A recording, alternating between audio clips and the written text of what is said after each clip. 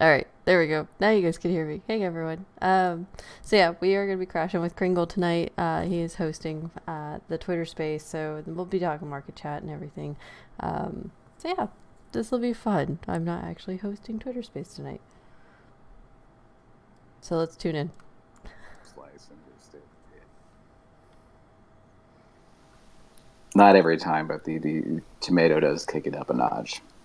All right, guys, we Mm-hmm. are officially live. How is everyone? Pretty good, pretty good. So, what should we tackle tonight? Oh man, Grilled there's grilled cheese recipes. grilled cheese recipes. Oh man, there's so many. I mean, okay, so the first is like, you know, what kind of cheese do you use? I mean, do you use like Oh, mozzarella? Do you use cheddar? Do you use American? Do you? I mean, there's like a well, million. I usually use American cheddar with a bit of provolone in it, or else I could mix it up with goat cheese. It's pretty good. Mm-hmm.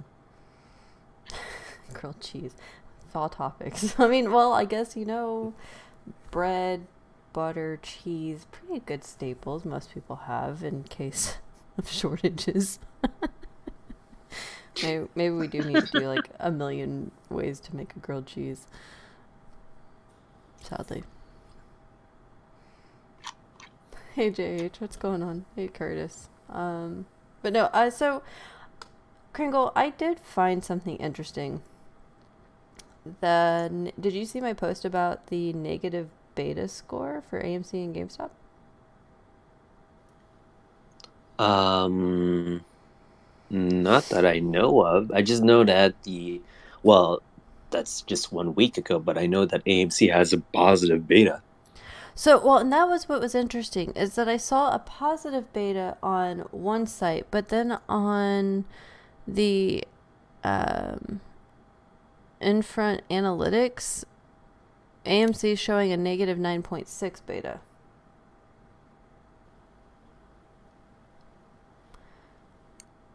Oh well, that's strange. But I don't trust the 12-year whatever beta. Of course, it's negative, but right now, as I've seen, it's like a 1 week or 1 month average. It's like positive Yeah, it as was of like now. 1.2, I think, on the one that you were looking at. I have Yeah, that. that's what I saw. Yeah. And so Yeah. that's where I was trying to figure out. Because GameStop was at. Let me. Oh. I don't know if I can. No, not without showing my entire. Since I'm sharing my phone screen, I'm not going to pull up the No gallery. one needs to see that. We made that mistake once. No one needs to see it again. Yeah, no, this is. Yeah, I'm not doxing myself. Um, anyway, so. But yeah, it was GameStop. Let me see if I can find it again. But yeah, GameStop's 1 year is at negative 13.55, which I thought was kind of crazy. And I think it was Uh, 8, 6. I can't remember what I saw today. But yeah, GameStop still had a very interesting negative beta for GameStop. So, what did you make of that? Like to see the positive, like it finally went positive again after 3 months of being negative. Like it'd been negative for a few months.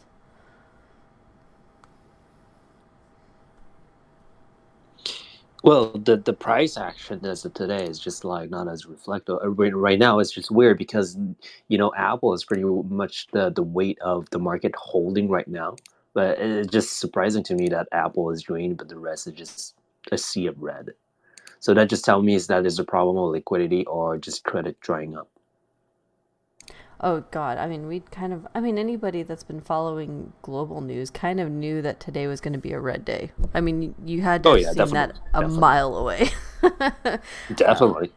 I Well, I don't. predicted that somewhere Omicron would come up, but the standard deviation would, when you see the news about John Hopkins, like they have this predictability chart about variants coming up, and they have this Omicron variant that they have predicted that would actually pop up somewhere in June, but there's a standard deviation of several months behind, so they are behind by several months, but that was actually expected because usually you know, uh, the corona and the flu are actually part of the same grand family of viral of how their viral constructions are made, their viral strain.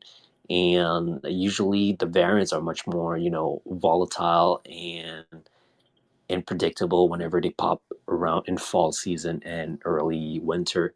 So Omicron, somewhere it was bound to happen, you know.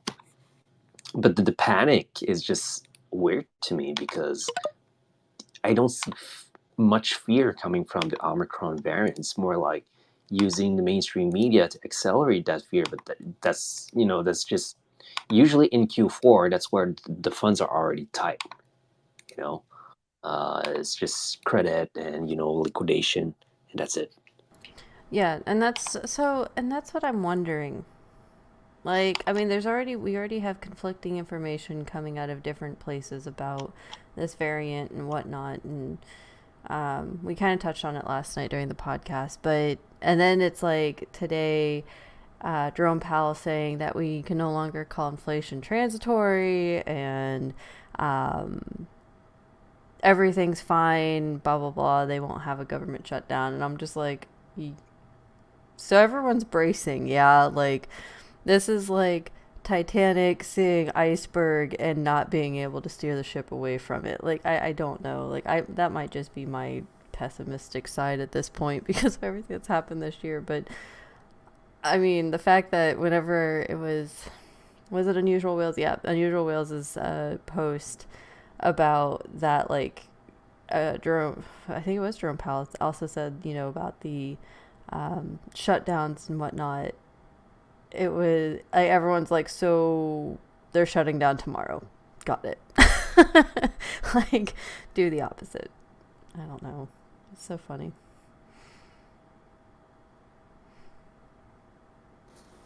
You stole my question / comment. I'm sorry. Go for it. That's what I was going to say. Like, who thinks it's about Powell's comments like on accelerating tapering and doing away with the word transitory. I don't know. I have a feeling it's big money front running on news cycles. It may be Omicron, but interestingly, like, did anyone see the airlines today? Because like they took a dip along with everything else, but the big airlines, Delta, American, United, Southwest, JetBlue, they ended the day. I think JetBlue was down 0.8%. Even Boeing, if you want to, lump them in there, even though they're not like a commercial airliner. But I mean that if it's Omicron based, then obviously the airlines took a dive early, maybe last Friday, and that could be part of it. But I mean, I think it's much bigger than Omicron. I'm happy to report that Citadel Air is in the green on the OTC markets. We finished up 24.2% today, so today was a good day. Well, that's fantastic. I mean, given the fact of the sea of red today, congratulations, Citadel. So will that money be going to Citadel as well with all of this that we know going on? No, it's going towards legal fees and my back pay because he hasn't paid his pilot in months. Oh Lord. You're the goat. Imagine you siphoning their funds away and just allowing all this to unfold. You do realize that the arbitration panel actually thinks that I'm an actual airline that is competing, and the average consumer will get confused with that Citadel Air with a hedge fund bank advisory market maker. Like that was their argument. Well, so that was my biggest takeaway from the cast yesterday was how incredibly overqualified I am for arbitration services. So if anybody knows, some freelance arbitration work, I mean, I think I would be a great addition to the panel. Alistair, I hate to break it to you. You don't actually have to be an attorney to be considered for the panel. You can have like life experience, and actually, some of your licenses and your work would probably qualify you. But is $500 really worth your time to hear like some schmuck like me go toe to toe with like the 45th wealthiest dude in the country? You got a point. I think it would actually be worth the $500 just to see the 45th richest man in the world boo-hoo and cry over something as mundane as this. Yeah, it's worth it. I was just peeved that I didn't have the signed declaration or affidavit with his signature, which is required on the filing, which they omitted and still somehow won. But I will be happy when his signature is on various documents in federal court. So that in perhaps I'll be stoked. If there's a Citadel check with his signature on it, I may or may not have to cash it. Well, I mean, you could always do that whole mobile deposit thing so that you can actually keep the check. Oh my God, you are a genius. It's what I do. It's what I do. I'm gonna change that. I'm changing that to my Twitter. Like, if that actually happens, because there's been discussion like of if a settlement were to happen, what my number was. But I would change my Twitter background. What do they call it? Like the banner to the actual check. That's what I would do. Heck yeah. I'd be like, so Kenny paid me. Let's get everyone else paid. He covered his shorts on my intellectual property. So. I mean, wait. You're literally like he's literally shorting you. Like he is legit shorting you as a company right now. How is this just occurring to you? I'm not even listed on the exchange. If anything, I'm private equity, and I'm still getting shorted. Oh shit. That's that's pretty goddamn awful. Thank you for making my day so much better. So not only is Kenny shorting the stocks that you're in, because we know, half the market's shorted and he's probably behind most of it, but he's legitimately shorting your own personal well-being and your livelihood. So that's good. That's as well as shorting my bank account, because I'm paying lawyers not nearly as much as he's paying, but I'm shorting my bank account. I'm glad you can laugh about this finally, but yeah. Hey, it was just let's put it this way. They had to get a conference call tonight to get the approval from Mrs. Citadel to move forward, and she signed off. So she believes in the cause. I mean, that's what a good, wife does. We back whenever something stupid like this happens, you just back your person. Like, just what you do. I mean, she works for the government, so she's used to like bureaucracy and this kind of stupidity and legal proceedings and everything, and to an extent. So she can empathize more than more than most, apparently. So yeah, we got to get a new hashtag started, like stop shorting Citadel Air or something, like Ken Griffin shorting Citadel Air. We found the new shorts. Oh, there's my daughter. Hello. Hello. Hello. You want to say hi to everyone? Come here. Can you say hi? Say hi. Go hi. Okay, you have to go to bed. Go. Meow. Okay. No. Hot pockets. Was that a meow for Kringle? That's what it sounded like to me. Kringle, have I sent you the air traffic control video of the U.S. Navy or U.S. Air Force? Yeah, U.S. Air Force or Navy versus the Chinese Coast Guard. I don't think that you have sent me that. Yeah. I will share it with you. It's actual air traffic control between our military conducting exercises like in international waters, and then China basically saying no, go away. And long story short, they end up meowing at that China's military ATC. It's hysterical. I figured it was you, but I'll send it your way. Yeah, I'll see it definitely. So, Well, Rebel. I thought half of your American airspace is just Amazon Prime.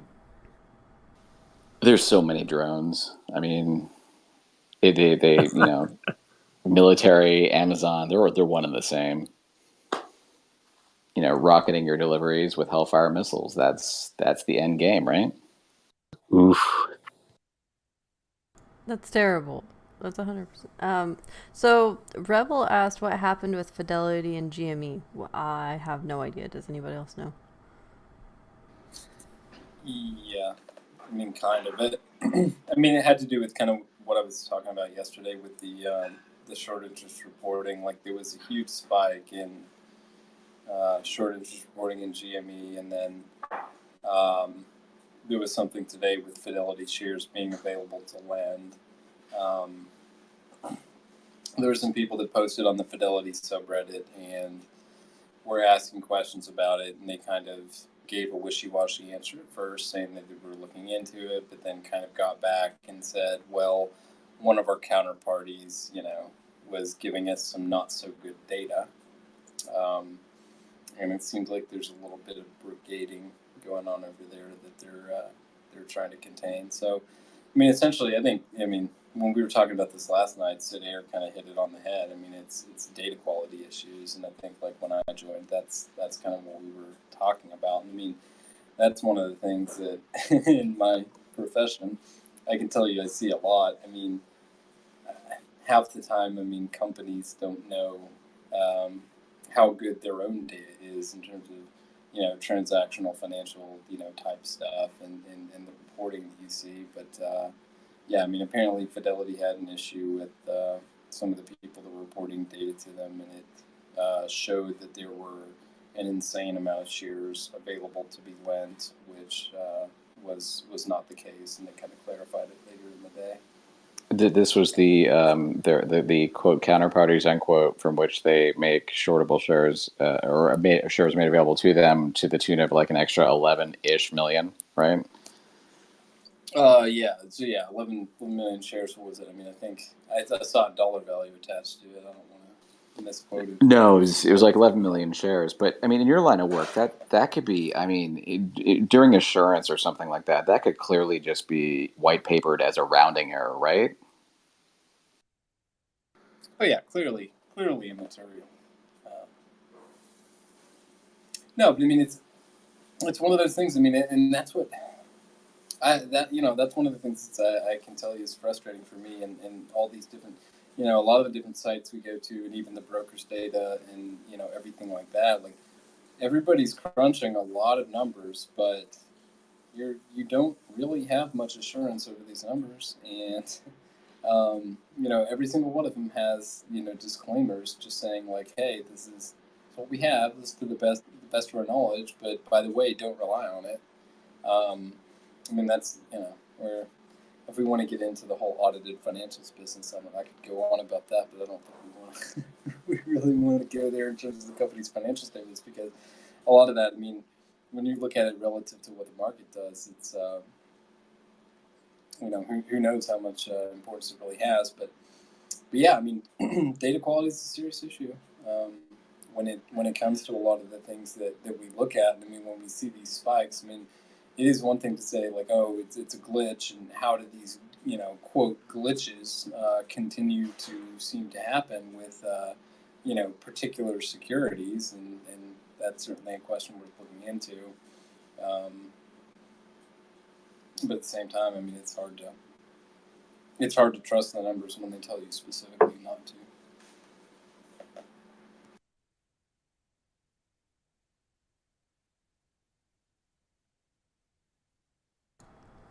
Thank you, Hallister, for clarifying what happened with Fidelity and GME. I actually hadn't heard like that was a whole big to do. Like I saw the high interest, short interest, um, for GameStop yesterday. Which have we confirmed that is the actual true short interest? Like to the best of our knowledge, obviously it's probably higher than that in either which way. But um, have we confirmed like the one? What was it? 116, 113, or something like that?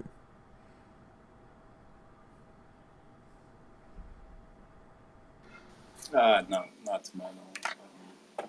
I mean, Kringle can like boot up BBG anywhere and get this information for us right now if he felt so inclined, or maybe he's making another like grilled cheese sandwich. I don't know. I guess I'll have to look more into that, but I haven't followed the news so much on GME to put an educated opinion on that. Well, yeah, but Kringle, I didn't want to say. I mean, I thought your thread earlier today was really good, relevant, on point. It's always good to try to clear up those misconceptions. I'm just surprised as how many people just haven't figured this out yet for so many months.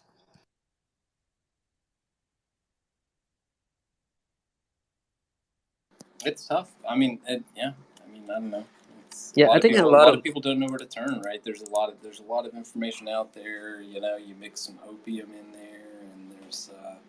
I mean, it's easy to kind of get sent down an odd path. Wait, there's where's opium and where are you right now, Hallister? Opium. Oh man, all right, never mind. Sorry, bud.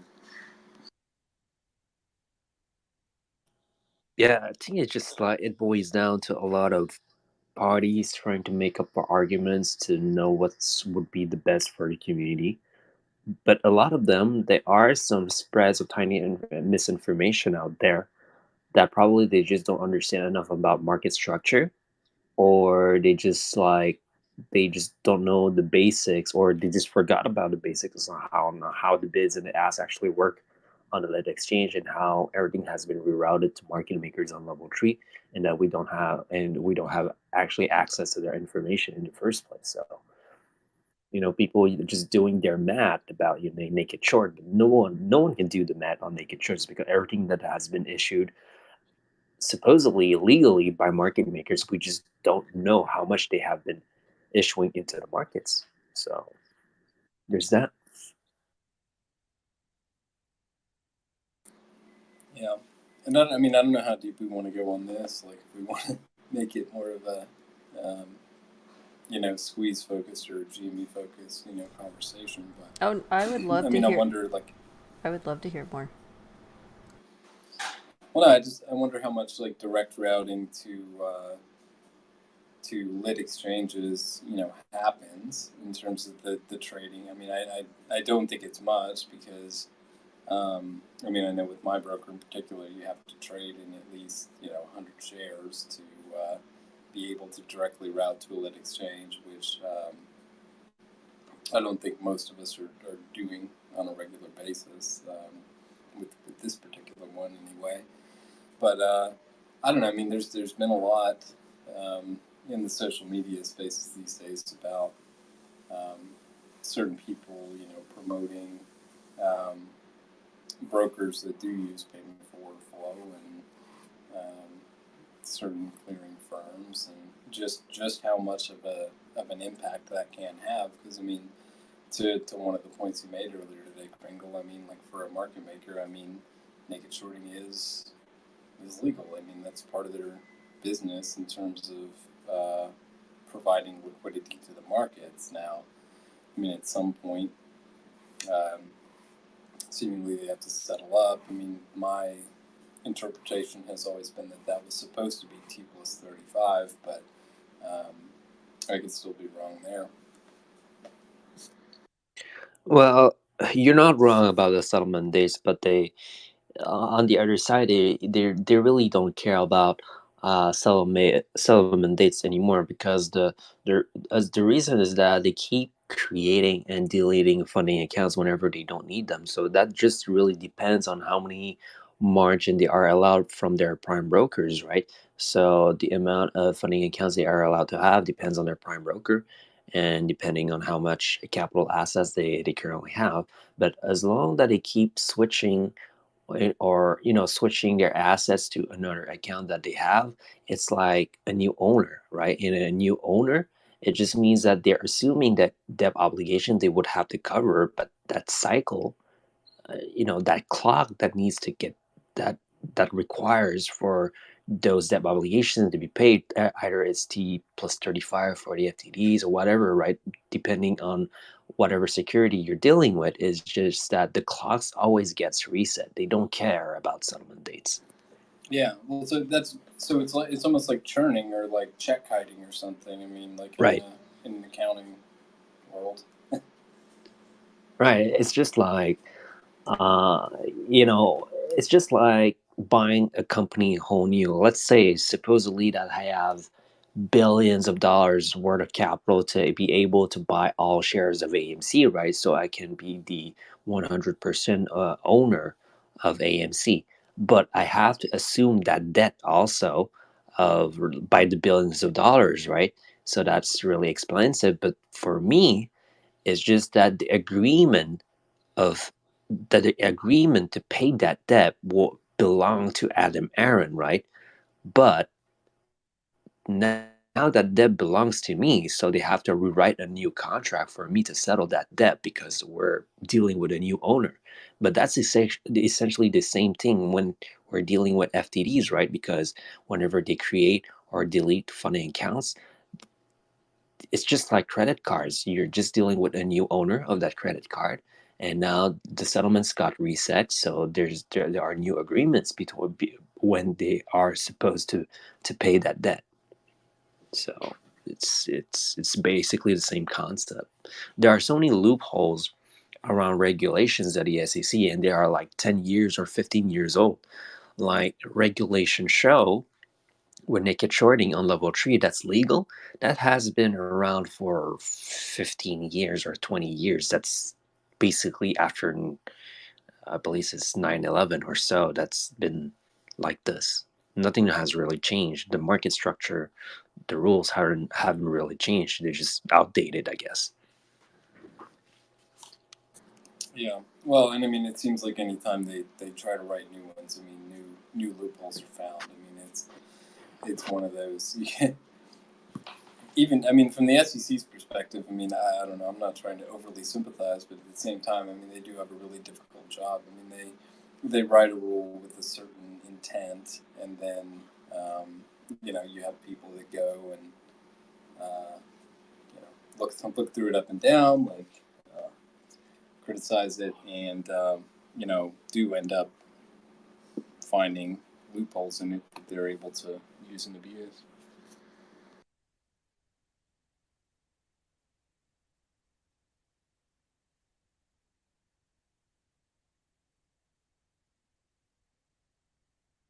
So it's not far off that we're living, because, like I've always said, it's just that the new influx of retail traders have been, it's really recent because all of those free apps out there that are uploaded in the cloud, right? So you guys are not supposed to be here, well, that much amplitude, and they didn't expect for you guys to barge in, right? So that's why there have been so many regulation pushed out the door to accommodate you into the stock market, right? Because I can see that the flow of options right now, and roughly 53% of all options being traded, at least on the lit markets, is retail driven, not institutional driven, but roughly the 53%, and that's a lot because now we're not the new owners, but we're just changing a bit of the way of the flow, how trades are made.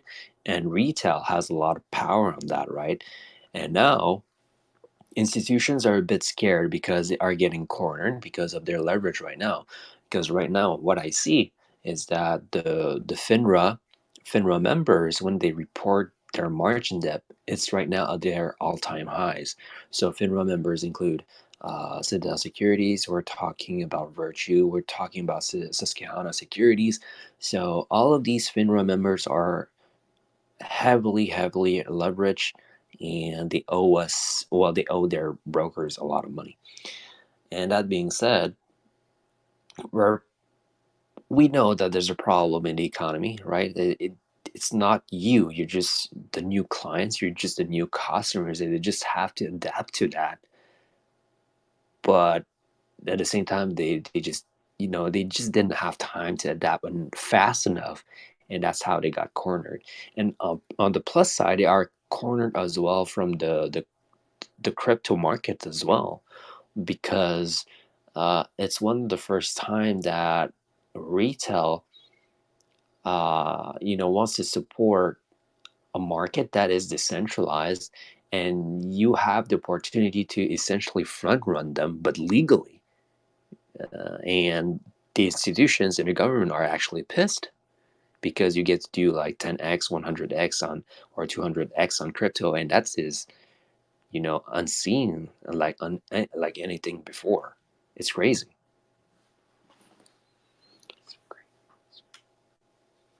Yeah, it is insane, and that's a point I hadn't thought about on crypto. But I wonder, and this is kind of a broad question. I wish I could be more specific, but I'm not too well read on this yet. But I think I've seen some new regulations coming through, like NSCC, DTCC, and they appear to be focused on essentially like grace periods for liquidation or unwinding, and whether that's a result of a lot of what you're talking about. I mean, if, like you said, retail is coming in like to a certain extent in huge troves. Like, I mean, I'm sure they're trading options more than ever before. I mean, that makes perfect sense to me based on what I've been seeing all year. But I mean, I've seen some comparisons, out on Reddit in terms of it's like, well, if I'm Alistair and I miss a mortgage payment and I say, well, hold on, bank, like let's not worry about this. I mean, I'll get it back to you after a while. They're gonna say, nope, like you're gone, your house is foreclosed, right? Meanwhile, you've got these big players that are like, oh well, yeah, I'm getting margin called, but just give it a little while and everything will be okay again. And they're like, yeah, well, no problem. Like just take your time, baby. It's an oversimplification, like, and a gross one, but I don't know if you have any reaction to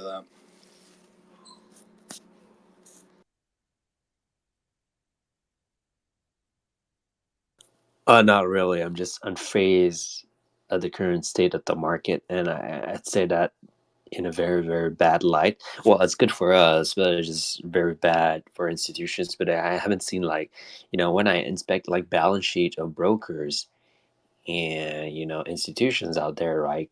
And I haven't seen, usually Q4 is where funds are tight usually, and that's where they get decide on the first quarter, whatever, how they want to balance their cash assets. So that's usually done in quarter one. But Q4 is that where funds are really tight, and that's where liquidity are getting dried up. But that's one of the first time in many years, perhaps since 2008, that amount of liquidity and amount of cash available that is really hard to manage because everything has been eaten up by collateral. They have a lot of cash, but they have collateral issues. And that's what I see on the balance sheets and whatever assets they are moving around. They have trouble, and I see how things are unfolding. It's just that in order to have some kind of relief on their funds, I've seen so many brokers out there unleashing some reports about doing some market rotation to make sure that they just like pump up and dump some of the securities to make waves to get out from their positions.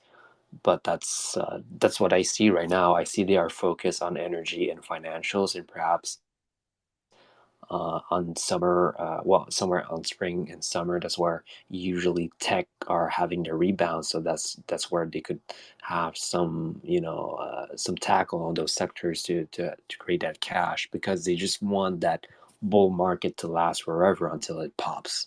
It's just fucking crazy.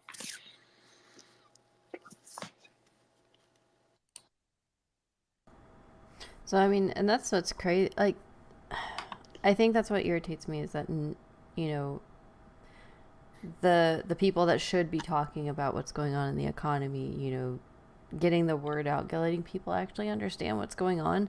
They're not talking about it. They're not getting this information. Like, I feel like it is '08 all over again, like letting everybody get blindsided again. I mean, we went to Sam's Club again today to try to have Citadel. I don't want to hear it. We were going to go get our little pack of toilet paper that, it's Pack? whatever. Don't you mean it's called a gross, and it's a pallet of 144 units, and it fits in your garage, if I It recall. is not a pallet. That is all. It is literally like a Sam's Club pack of toilet paper, whatever. So that we can, keep our rotating supply or whatever. And there was none. Like, there was Charmin if you wanted to pay the astronomical price for a very small amount that makes no sense whatsoever to do.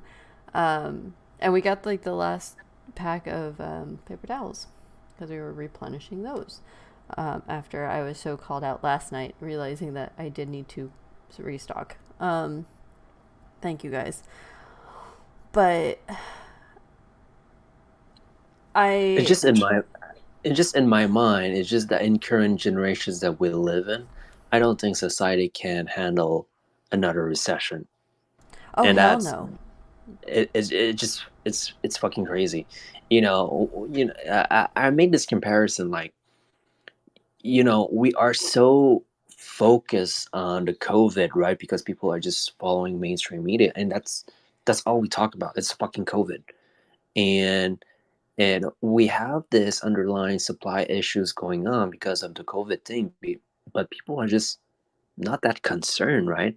And for me, I had my day off, right? I went to a shopping mall, and I heard some kids like they wanted the PS5 by Christmas, and now considering the prices of those consoles are like double the price.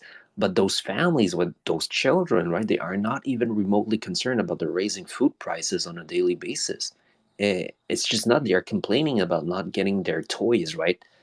Because of the supply chain, but they're not remotely concerned about inflation and the food prices or even gas prices. I'm like, what? Yeah, the fact that, like, I mean, gas prices aren't even being talked about. Like, tell me why gas is up like $1.40 where I live from last year. Oh, we hit 151 here. Did you? Oh my fuck. Yeah, well, that's in Canada, but where? Oh, yeah, where? Well, Oof. and that's the thing. So, like, being down here in Florida, like, our gas prices are usually pretty low for as a national average. And we're sitting, so I think at Sam's it was 309. That's the cheapest, but I've been seeing it like 349, 350. Which, to have a 40-cent gap between Sam's Club and like Wawa is ridiculous. Like, that should not be a thing. Where you're like, I mean, it's to that point where it used to be like, okay, it doesn't matter if we go down to Sam's to get gas or not. Like, it's 10 cents. Like, you're gonna spend that going to the store. But 40 cents is, it starts adding up, especially all these big trucks that I keep seeing around. It's a little bit crazy. John Diamond says, I heard we're in a recession now, heading towards modern day depression, whatever that looks like. That looks like 1929 and 2008 had a baby mixed with 1970. Like,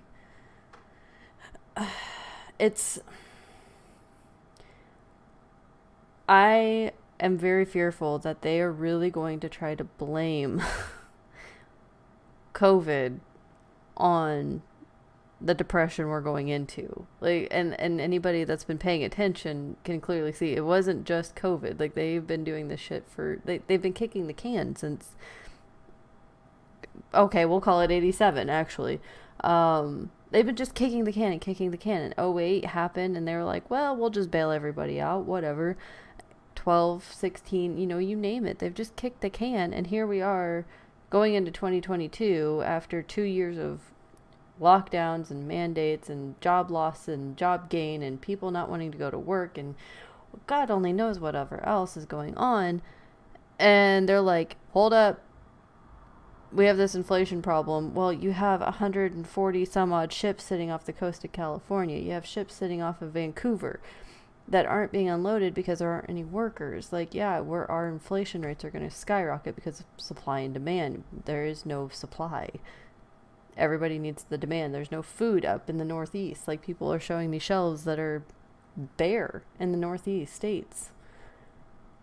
It is mind-boggling that this is not being covered by mainstream media. Like, I would figure at least, Fox or something like that would be all over this shit because it's kind of up their alley. But no one's talking about it. Correct me if I'm wrong, guys, but it seems like a major recipe for disaster for, because I really want to take a poll. And I can't even do a poll on Twitter because most people that follow me on Twitter don't watch mainstream media anymore. So it'd be a little skewed bias there, but I really want to figure out who actually still watches mainstream media and gets all of their actual information from mainstream, because I think that would be kind of important to figure out. Well, I don't watch the news because we're the ones who are paying for them. I don't watch my local. I watch Fox News, Fox Business, CNBC, and that's basically it. But Fox News did discuss a lot about that. Oh, have they? That's good to know, because I gave up on mainstream. I'm sorry, I gave up on it because. Oh no, I can understand. Okay, that's so shout out to Fox. Good job, a lot guys. of Democrats. That's one we have a problem between political parties at this point in time, and they aren't going to get along because both of them are just sitting here saying they want control. Everything has to be underneath their control. And that's what Hollywood's doing by sitting here saying, well, let's get 50 stars to say that Biden is going to be our best president ever. And voila, now he's our worst president ever. I mean, he's 38% approval ratings. Anybody know that? Yeah, didn't he drop to like 23 or something? He was in the 20s a couple weeks ago, approval rating. And like Kamala's like chilling in like maybe the like teens or something. I don't know. There was some, I can't remember. I have to look at it. Well, the kicker of all of it is he has a 49% approval rating for how he's handling COVID. Now, do you feel safer with a mask? I live in Florida, so we can't talk about COVID. my state's not been locked down since, we had 6 weeks of lockdown. So, I mean, I live in a place where a lot of people retire too. So it's, we have a lot of people that are elderly, and a lot of baby boomers come here because it's warmer, just like you, but we don't have the beach. Oh, I can guess which state then. The second, never mind. I mean, Kenna, I practically live in a retirement community at this juncture. I think the median age is like 63 where I live. So I would be happy to do an informal poll, because when I pass my neighbors' houses, it's all like Fox News all the time. I'd be happy to do that poll for you. That would be fantastic. I mean, well, the baby boomers might actually have a chance because they went through 2008. They should be able to see kind of the warning signs, I'd hope. But I mean, it's okay. I'm optimistic, but it's literally Gen X, millennials, and the older Gen Zers. The ones that are actually just getting into adulthood, and were teenagers really when 2008 happened, and they weren't paying attention to the economy at that point. Like, can I ask a daft question? What age? What birth years are Gen Z? These are things I don't know. As a 96. As a pseudo. Okay. Xers end at 20, I think. Or wait a minute. No, sorry. Yeah, Gen Z starts at 96. In 96? Mm-hmm. Okay. And they go to like 2015 or something. I know our daughter's Gen Alpha, which is really weird. But they named it Gen Alpha now? Yeah, so it goes like, you had the Gen Y, Gen Z, and then now it's Gen Alpha, and then it'll be Gen Bravo, Charlie, Delta, whatever. Um, yeah. Okay. So they're Millennials doing started 1980 apparently. Oh, Gen X, yeah. But yeah, those Yeah, are, I'm still mildly perturbed when they changed the whole millennial thing, and apparently being born in '83 is now I'm considered a fucking millennial. A discussion needs to be had about this on a separate date. my Well, I'm sister. with I you. I refuse to identify.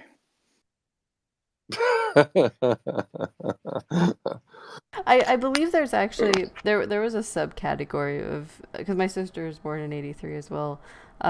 It's the ones right in between, really, like Gen X and, we'll say, true millennials, the later millennials, and it's kind of the forgotten generation, because you guys still learned how to type on a typewriter, but you still were expected to learn how to use a computer by college. So it was, you kind of got left behind, the left behind generation, which is really unfortunate.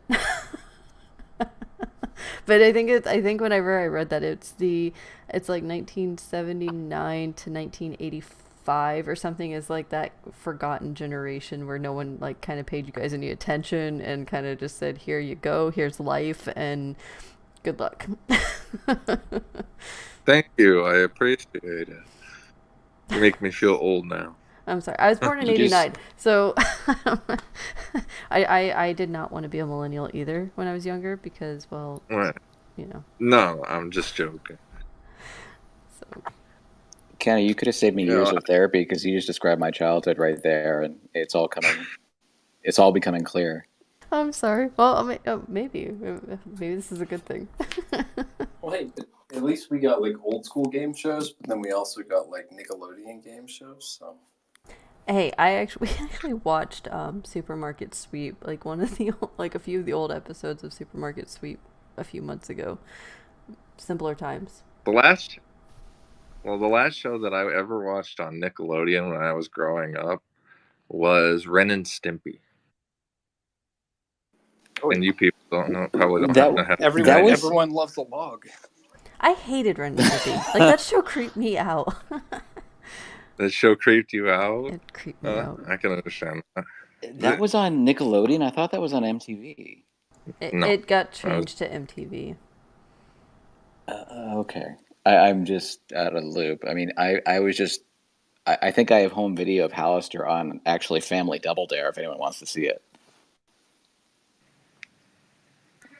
I don't know how you found that, but man, you do your DP. 100%, amigo. Trust but verify. '90s was the best. It really was. Like, I might have been a child, literally born. I was born at the literal tail end, December of '89. So I barely get to call myself an '80s baby.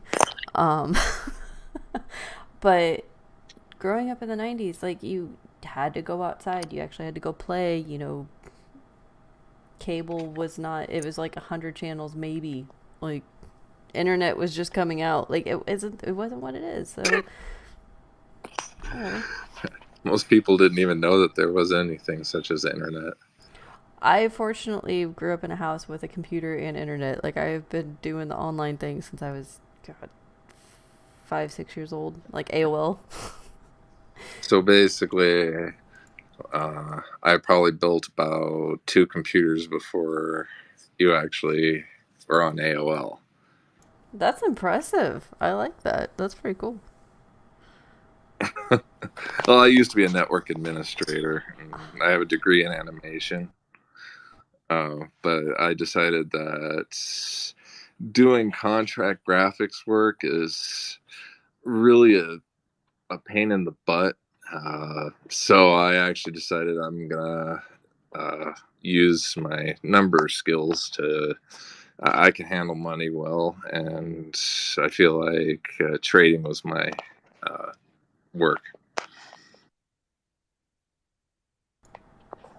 That's actually really cool. I mean, I think that's what makes the community really awesome. Is like, everyone comes from different backgrounds. Like, it doesn't matter where you came from. Like, analytics, animation, flying airplanes, knitting groups, and whatnot. So, sorry, Alistair. But no, I mean that's what makes. We'll make your money for you. Yeah, 100%. That's the way that I think of it. Your money work for you. That's exactly what you have to do. I mean, it literally follows the entire, work smarter, not harder type thing. Yeah. Ken, a complete non sequitur. What was your original AOL screen name? I think there might be a real insight into your psyche here if you're truthful with me. I am not telling you.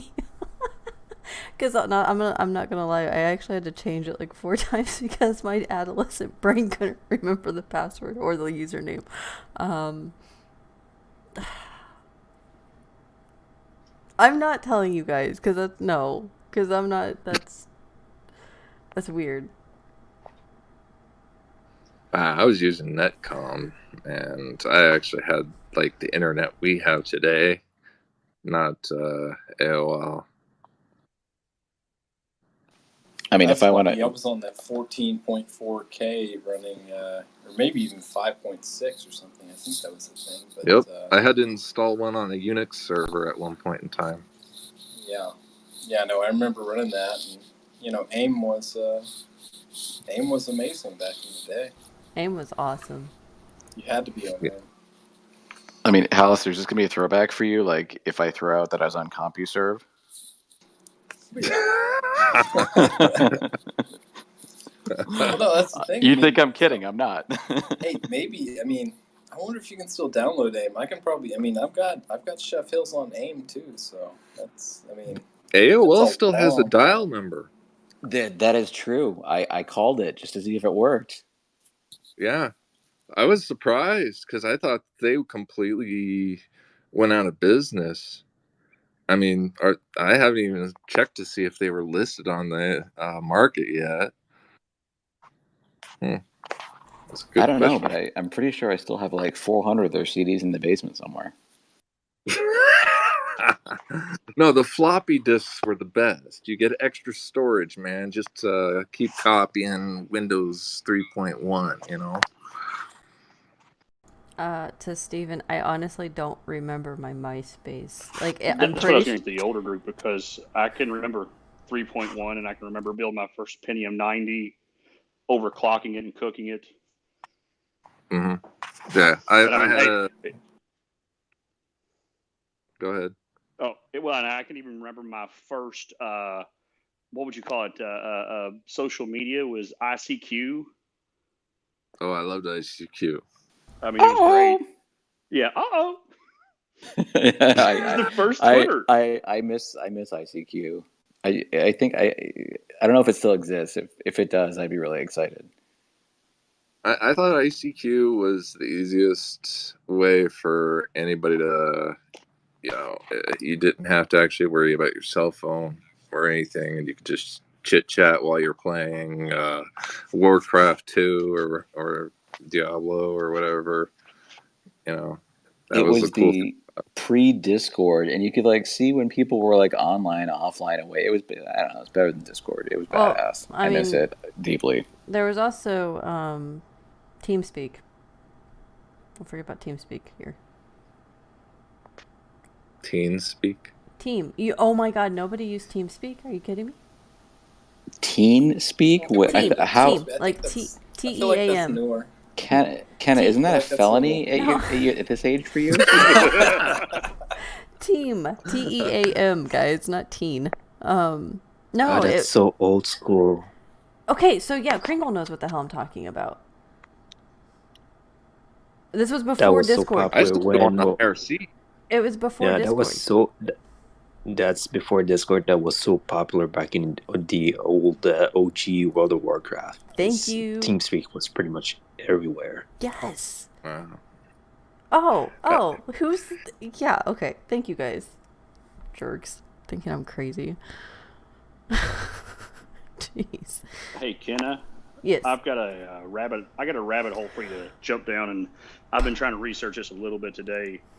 So I'm here in Kentucky, and at Kentucky Speedway, there's several 100,000 Ford pickup trucks sitting up here right now because they don't have computer chips. I heard through the grapevine with some industries that work around there that supposedly, and once again, I'm trying to verify this, that the federal government is literally going to crush the brand new trucks, the 2019s. And they're actually considering it basically it's a bailout because they are doing the new electrics and all this other stuff. So I'm trying to find some information on it because a lot of times where this came from is not just hearsay. It's somebody that knows something that's there. I would highly believe. I wouldn't believe that because first and foremost, if they actually crushed all that equity, I mean, they could sell it to other countries if they wanted to. That would be more reasonable. But we're talking about the government. I would actually believe it because they paid farmers to destroy their crops. Yeah, it's a federal bailout. Like they're buying the trucks, but the only specifications they have to crush the trucks, and we're just like, you got to be joking, miss. Yeah, I'll look into that. Dude, because the chip shortage, the yeah. If I can take. Yeah, and in the same area, the same speedway, like no joke, they have over 4,000 semi loads of Amazon return goods sitting there because Amazon can't go through them. Wow. Is this up in Indy? No, it's right below Cincinnati. It's called Kentucky Speedway. Yeah, I know where you. I didn't hear the Kentucky part. Yeah, I know what you're talking about. That is troubling. But no, I do know because of the semiconductors out of Taiwan. That's what's holding up the chip shortage, right? That's actually why, if anybody's paying attention, China war, trying to take over Taiwan again. You know, there was actually an article written that was taken down in China that had basically said how to buy real estate in Taiwan after the re-emergence or something, like basically them taking over Taiwan, how to buy real estate in Taiwan after that happens. But that all like disappeared, but thankfully someone did get a screen grab of that before it did. But yeah, there's the chip shortage is bad. And that's what I was talking about. I don't know if you remember back in May, that Toyota, Ford, all these trucks were just sitting out in their manufacturing areas waiting for these chips, waiting to actually be finalized because they can't actually put them through the safety and do safety inspections without these chips. So I mean the fact that they've had farmers destroy crops, they've had ranchers destroy cattle. It doesn't surprise me. It really doesn't, because it's a disgusting world right now. So, but I will look into it.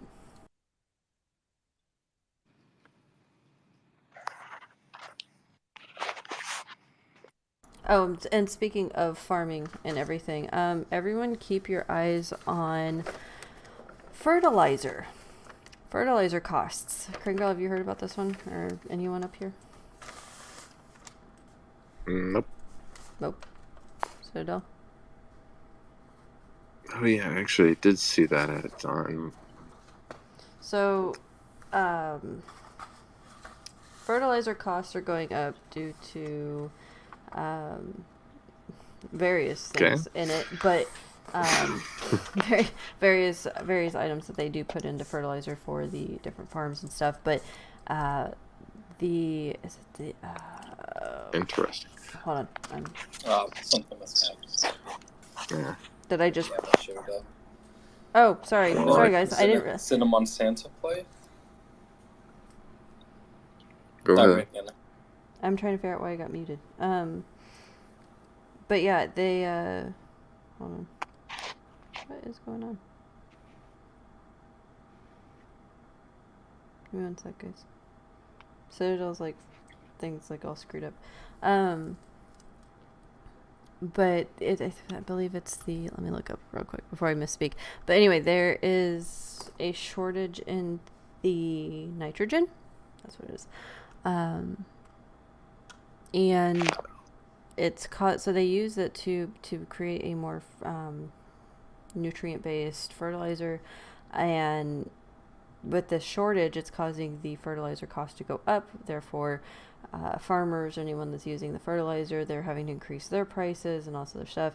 So we could, China is like one of the biggest manufacturers of this. So hi, welcome to the trade war with them and them not sending it over. So I did write an entire thing about this. But yeah, that could be a reason we start seeing increased prices going up with corn, soybeans, things like that. So just keep your eye out on that too. So you're saying China's the largest producer of cow shit? I wouldn't say cow shit, but it's like, let me see.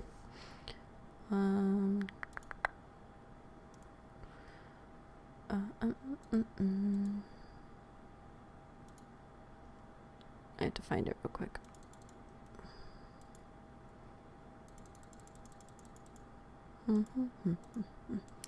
Okay. Is it?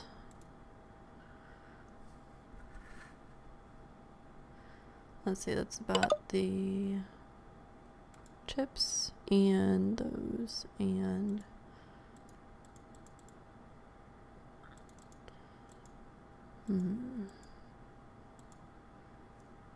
Sorry, guys. I'll have to get back to you on it because I don't remember where I put it at in the magazine. But yes, that's something I want you guys to all kind of look into is the fertilizer shortage and increased cost. Actually, also look into waste management. Yeah, that's a good one too. I could give you, for instance, so I'm in the utility company. We're distribution, all the way down to the meters. So, our cost this year alone, the percent on most of our material items that we build power lines with, and getting it has went from, wow, what we used to take us like 3 weeks to get in is now taking us somewhere around 18 weeks. Hell, there's stuff that's now being put off for 28, 26 weeks. So it's really putting a hurting on us when we don't, our margins are super thin anyway, because we're all public service commission regulated here. So. Well, are you a right to work state? Yes. Yeah. So they could fire you without any reason for cause. What's that? The power company? Oh, no. We're a very slim company. No. It's really, honestly, we've not got enough employees to actually almost keep everything going. At sometimes it seems like. So no, we're a cooperative. Okay, so we're actually member owned. So we don't have shareholders. Okay. Our shareholders are the people that own the meters, that pay the power bills. So yeah. So you're a liability corporation. Yeah. And honestly, even with that, so we're theoretically a profit for nonprofit, if that makes sense. So every bit of the profit that we would make goes back into maintaining the power lines, restoring power lines, and also adding new customers on. So, if you had a house here and it's a half a mile back to your house and it costs us $10,000, well, it doesn't cost you anything. We build the power to you and you get your $150 bill a month, and all that is kind of offset by any future gains over time. If you really look at it, it's a horrible plan, but it's a good thing to provide electric out there to the rural community. We're very rural. It's like that J.G. Wentworth company. Most people want to get a lump sum of cash, but they only give you a good portion of the cash that you're supposed to get over the years. But it sounds to me like you're getting your cash back from doing the pipeline and doing the cabling by having them as subscribers for years, which right. Yeah. It makes perfect sense. Yeah. And honestly, we were probably one of the first cooperatives in the nation, because at that time, there was RUS loans that came out, government loans. So, our government loans are really like 0.001% interest rate. So, that way we can carry that for multiple years. That loan just keeps reoccurring. And then as we try to pay it down. We have to make things called like tier, which is 2 times our interest. Mm. So that's how we make margins. Well, that's good. Are you using the company's, any of the company's income to invest, or is this just personal? No. I'm a manager there. No, I use my personal money to invest. Yeah. Yeah. And there's about 25 others of us that have all grabbed AMC and GME early on. Yeah, I used to have GME, but I tossed it to buy some better stocks that have given me more money. Right. I don't hold a very large portion of it. I was all about AMC and all the theaters. Yeah, well, I'm sad that now I actually did drop it because all this that had gone on. It's kind of like, wow, I could have made a killing off of that, but you can't look in the past and just say, hey, what's going to happen tomorrow or the next day? And that's a good question. What happened today? Can anybody actually answer that? Well, you had global shutdowns. Many countries shut their borders, and I think it was Wednesday or Thursday of last week. There were a few markets already starting to crash. So we're just starting to see the ripple effects of it. That's for sure. Yeah, well, I saw it. Johnny, holy crap! Thank you. Yeah, you're absolutely well, I did amazing. See the Chinese market did fluctuate a little bit. You are just absolutely amazing for supporting the BullHouse. Like, I cannot thank you enough. Holy crap! You are absolutely phenomenal, dude. Great to be back live, BullHouse. Heck yes, let's go. I can't afford to lose this much money.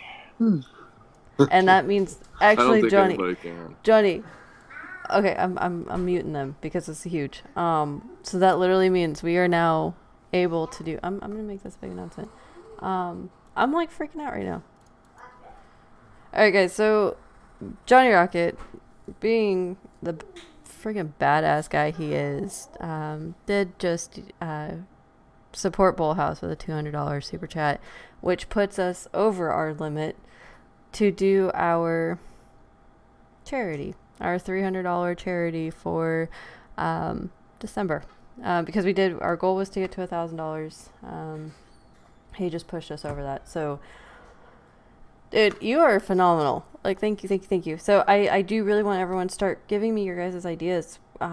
We have Toys for Tots, and we have a pit bull rescue that we have set up. So if anybody else has any ideas, I'm leaving it open. I'm going to tweet it out again. If you guys have anything that you want to put in for the vote for the community is voting on this charity.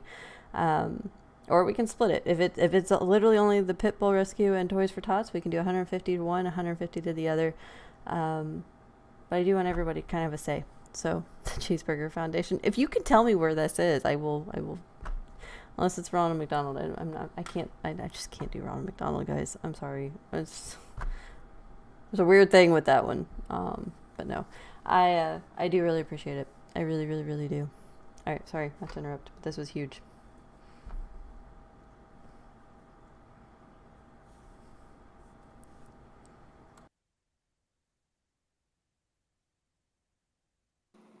Yeah, back to your question about the market. I don't know, 2 words, right? Taper tantrum. That's what I'm thinking. There's a lot of different news narratives kind of hitting at the same time. Like this past week has been insane. Like I'm looking at UVXY every day, but unfortunately not doing anything with it. But I know somebody in here was talking about that a little bit earlier. It's interesting. Which if I understand correctly, I mean, that's supposed to be somewhat, 1 month forward looking in terms of market volatility. So, I mean, there's likely going to be a lot of chop here in the near future.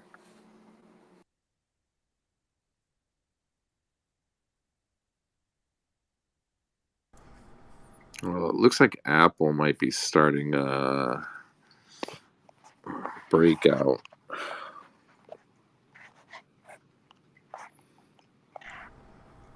I'm going It's to hard to give. say. I mean, it's one of those things. Like, yeah, I mean, look at the S&P 500 map today, and it's like pretty much. I mean, the only big green you see is Apple and Pfizer. There were a couple other, smaller ones in there, but pretty much everything was red. I mean, I wonder if that's just a function of, I mean, something as basic as that's what everybody knows about it. I don't know. I mean, just people. I mean, I feel like if you don't follow the market whatsoever, and somebody's like, "Hey, like, what stock would you buy?" A significant percentage of people are just going to say Apple, or they'll say Amazon, or they'll say, like, really one of those two.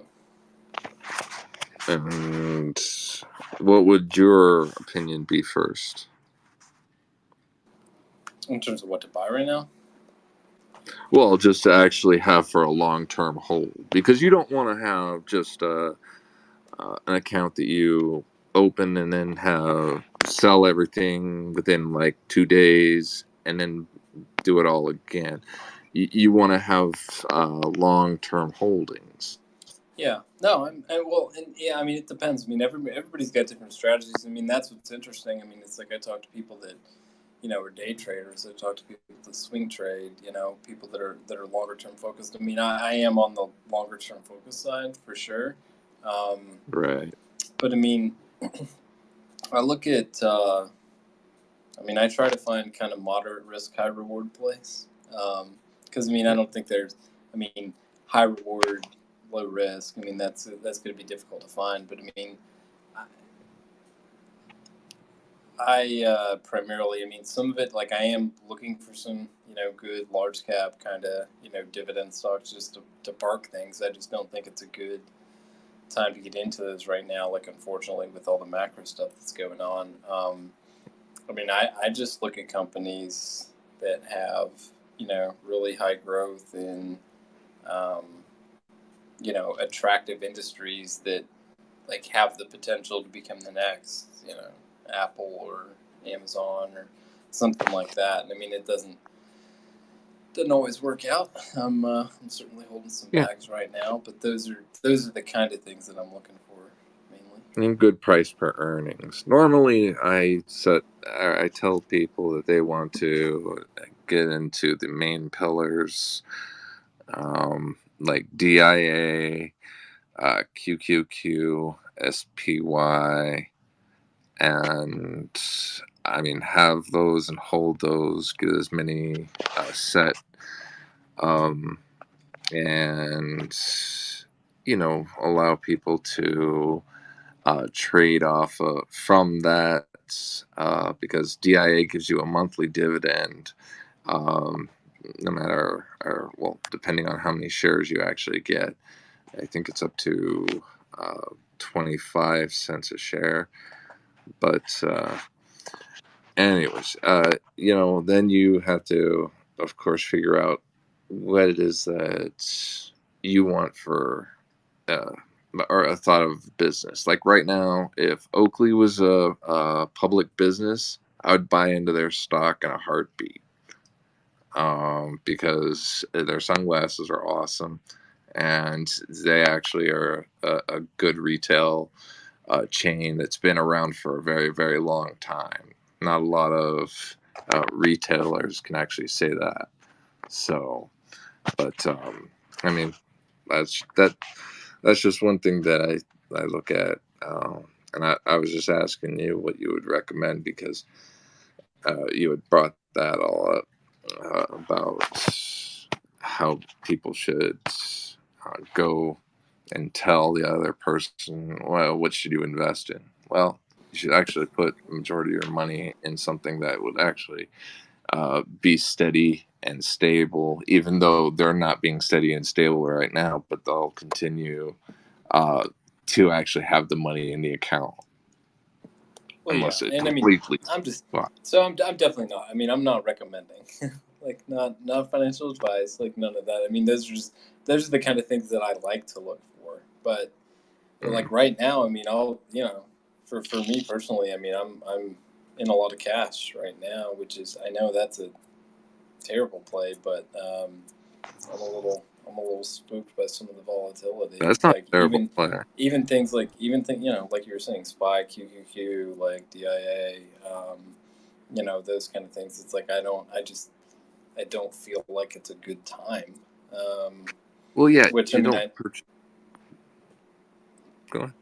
well, no, I was just I know over the long term. I mean, I'm sure they'll be fine. Like if I have a 20, 30 year investment horizon, then buying right now wouldn't be the worst thing in the world. But I mean, if I think it's going to drop 10, 15, 20% over the next 6 months, then maybe I just ought to wait. I mean, it's they always say don't try to time the market, like DCAN, do follow certain tried and true methods, which there's definitely some truth to that, because I mean I've been sitting on a little bit for a little while now, and I've missed out on some things, but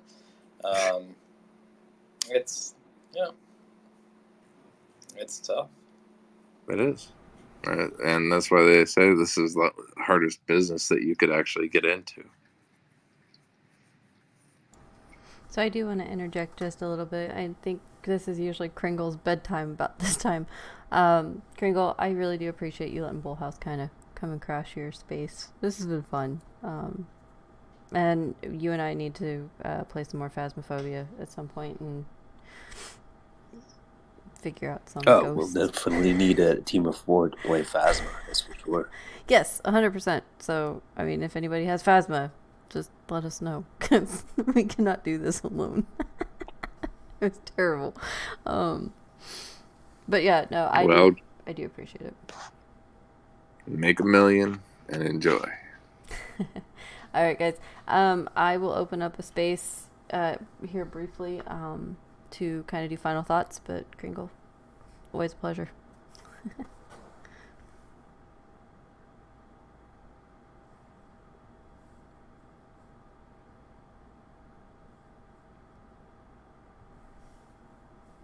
All right, guys, give me a sec. I'm going to just open this up real quick.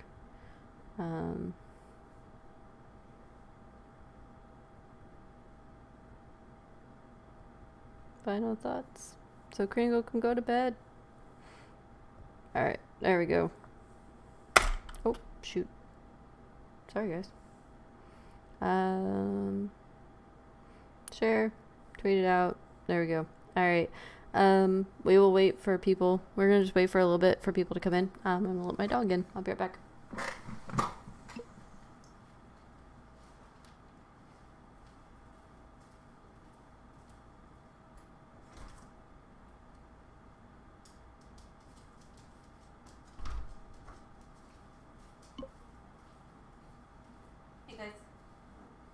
Hey guys.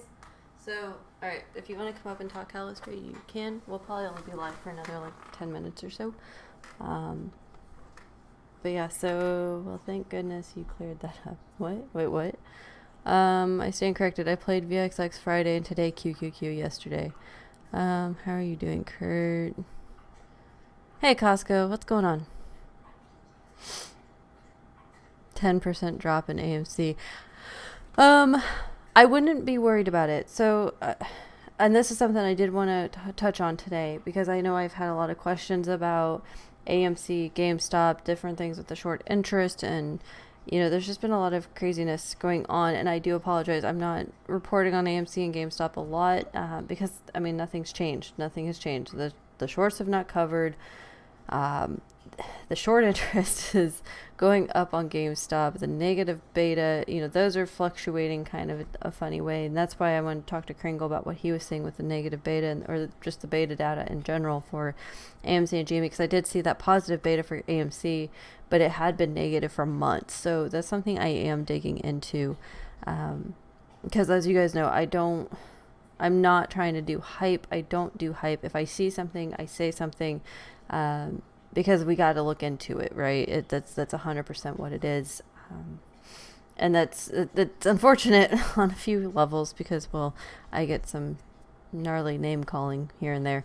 But at the end of the day, we have to have all the facts. We have to look at it from both sides, on all sides, and to have that kind of change in the beta is really interesting. But we are seeing, more institutional buy-ins from for AMC and GameStop.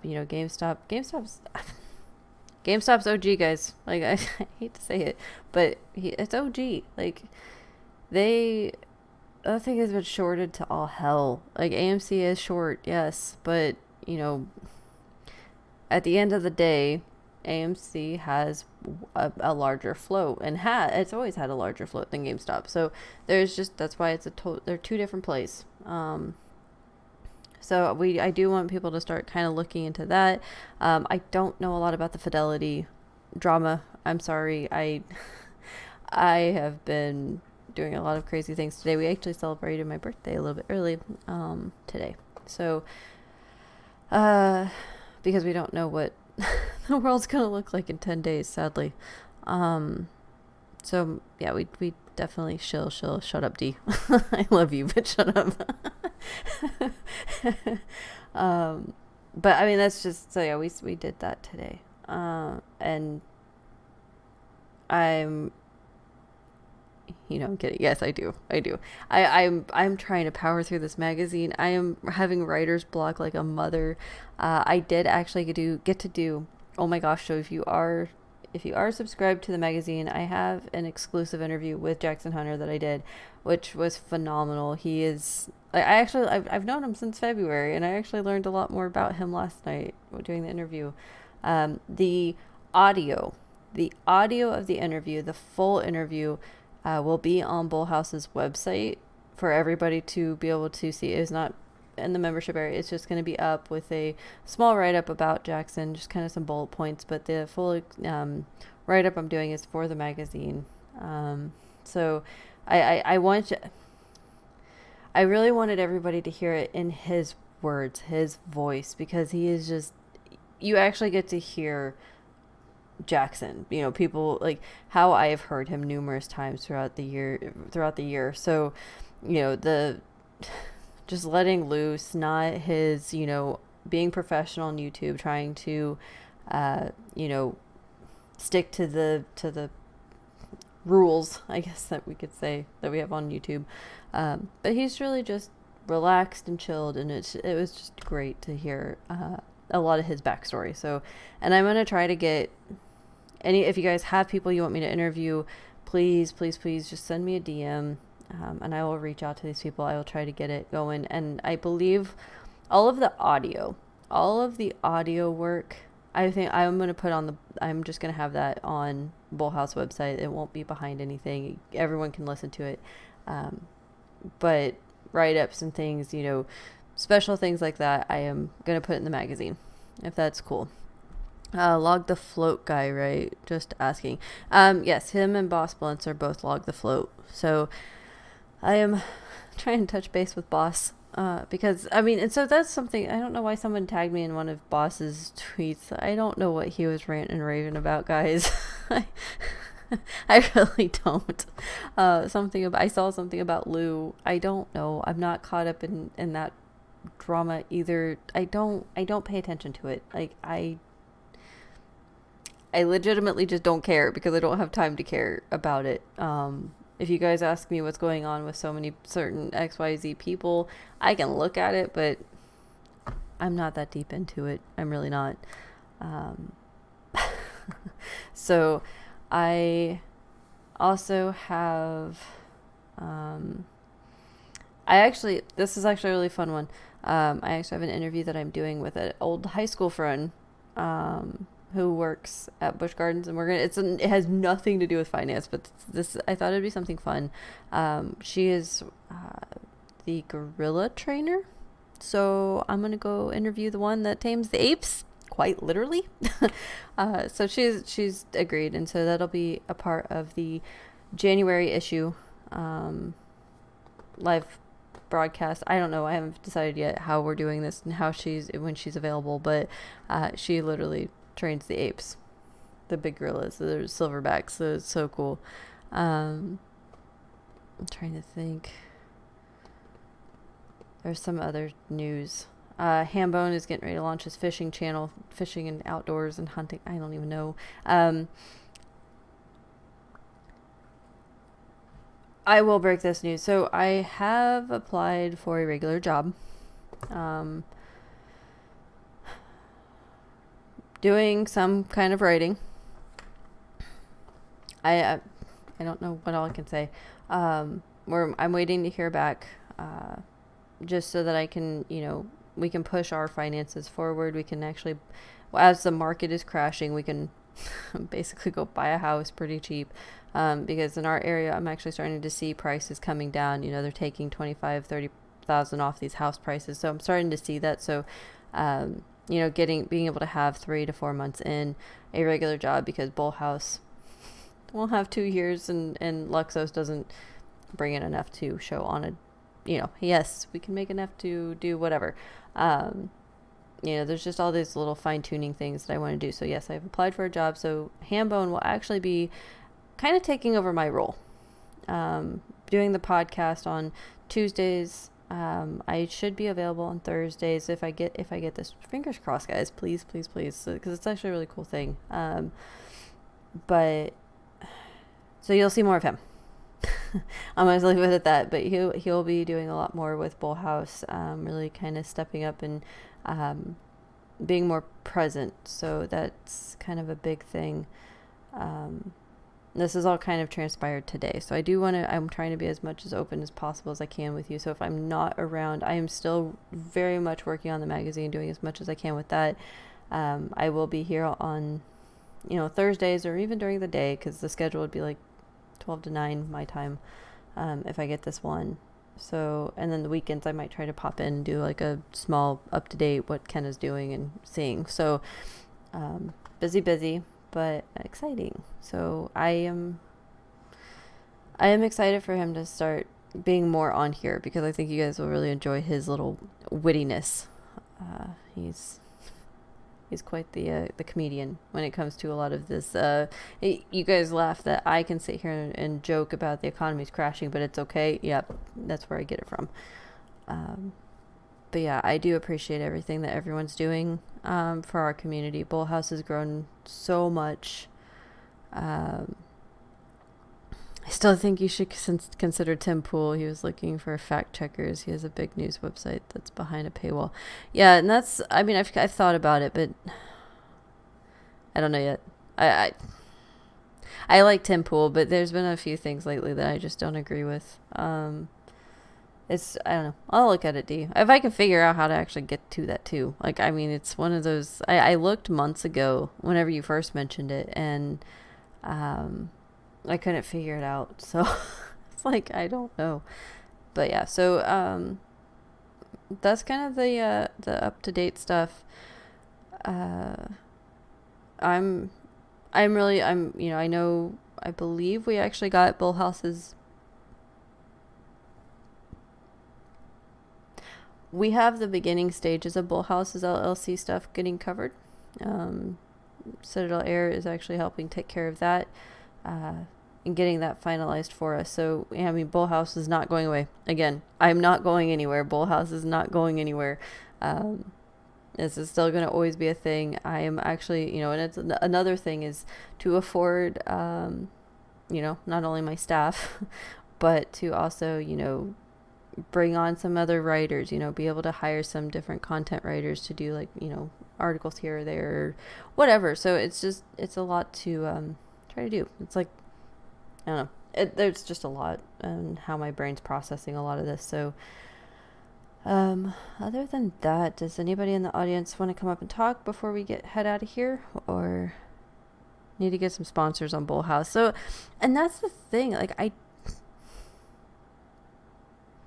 Johnny, I'm already having problems being called a shill on so many different things. Now I'm gonna be called a sellout. So that, because I actually looked at trying to do like venture capitalist or something like that, but then I was like, nope, that's a sellout. Like that, I am so screwed up in the brain because of all the different I don't knows. Yeah, that's I gotta figure that out. There's something still to figure out. Oh my gosh, Rocket Spaces, there's some major drama and not just in our space. Wow, what? Too much drama in spaces. Oh hell yeah. Always. Always, always, always. I just can't do drama. I'm too old for that shit. I graduated high school way too long ago. As far as people goes, you don't have to agree. That is the beautiful thing about them. Yeah, no, 100%. No, I mean, you understand my whole thing. Like, yeah. I thought I was crazy. Yeah, no, I don't. I know. But yeah, I just really want everyone to keep eyes on global news. Keep your eye, pay attention to how, mainstream's kind of covering the COVID stuff and what they're covering and how they're covering it, because I am sketched out with so much right now with it, and I really just have a feeling they're going to blame COVID for the depression. Like, I'm not even going to call it, we're in a recession. We are 100% in a recession. Like, when you have inflation rates at 6.2%, we're in a recession, guys. I'll call it now. Like, BullHouse is a standalone YouTube, in my opinion. You could get sponsors. You think? Like, I don't want to upset the community, the ape community. Like, that's the last thing I'd ever want to do is, upset people that have helped us get to where we're at. Like, that is my biggest concern. That's just me. Especially after all the stuff that I saw on Twitter today that I was kept getting tagged in, and I'm like, I don't know anything about all this, guys. It's just not my style. So I mean, if you guys are cool with it, I will try to get sponsors. Who in their right mind is going to sponsor a broadcast / magazine / whatever we are going to try to be, who literally goes against the narrative almost on a daily basis, besides Alex Jones? Please, someone tell me, because that's the only person that probably touches with a 10-foot pole at this point. Because we talk about it all. We talk every controversial topic you can think of. So I mean, I'm all ears. I'm all ears, guys. Whatever this, BullHouse is for the community. We are community first. Whatever you guys think. I never learned anything by listening to myself talk.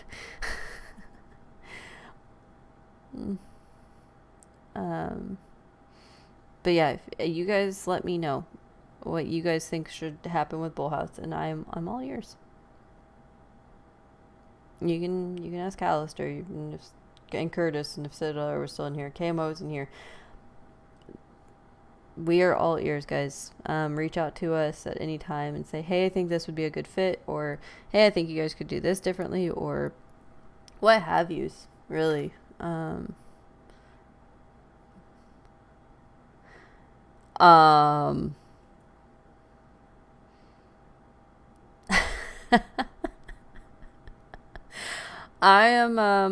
not gonna say that one out loud, Johnny. That is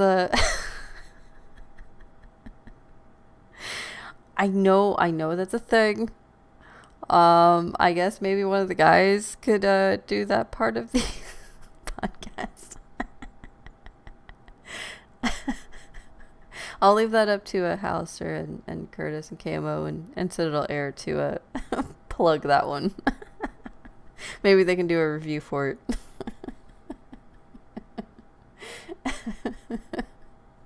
But no, yeah, sadly I do know that's a thing. Sure. God. Anyway, Yeah, that's the thing. You guys are silly.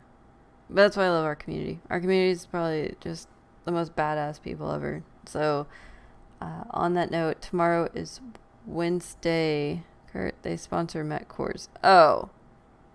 Now, do we really want this? I mean, Johnny, I mean, there's been some stuff lately that I don't know if would be good. Anyway, but anyway, so yeah, what tomorrow is Wednesday. Hallister and Citadel Air should be hosting tomorrow night, 10 p.m. I'm serious, they sponsor Met. Of course they do. Of course they do. Thursday should be live with Nifty Apes. They're going crazy with their NFT stuff. I think they hit over 200 sold. They have to get to the 888 sold to unlock the Fight Club. And if I can get it working, God help me, Hambo can do it. I'll tell them you guys signed them up. How about ExpressVPN? Everyone has that one. There aren't any weird body parts. I will start writing these down. Lord help me. See, look. I do appreciate it, guys. I honestly don't know all of these. ExpressVPN might be actually a good one for us. That is actually a good one.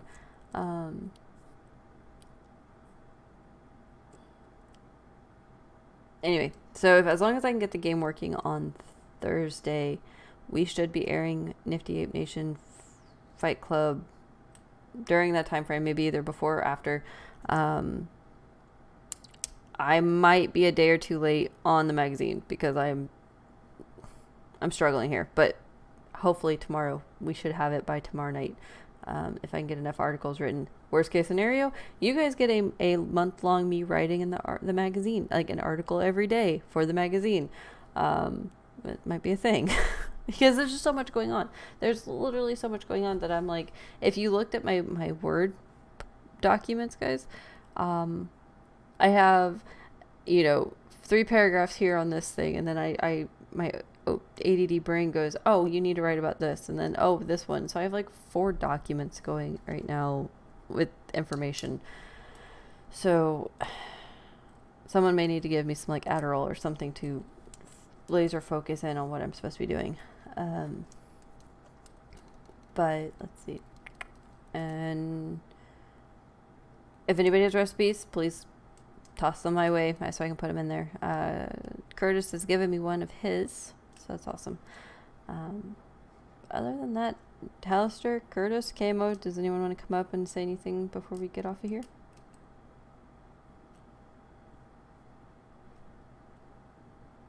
No? Alright, radio silence. Alright, sounds good, guys. KMO's coming up. KMO's coming up. Wait, hold on. Is hell freezing over? I think hell just froze over. Hey, KMO. Hey, how's it going? Holy crap. I don't do this normally. Yeah. I know. I'm breaking my rule. Oh, he's actually live on BullHouse, guys. You actually get to hear KMO. How are you? I'm good. How are you?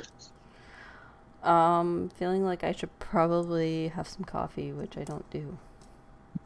I actually had a mocha today.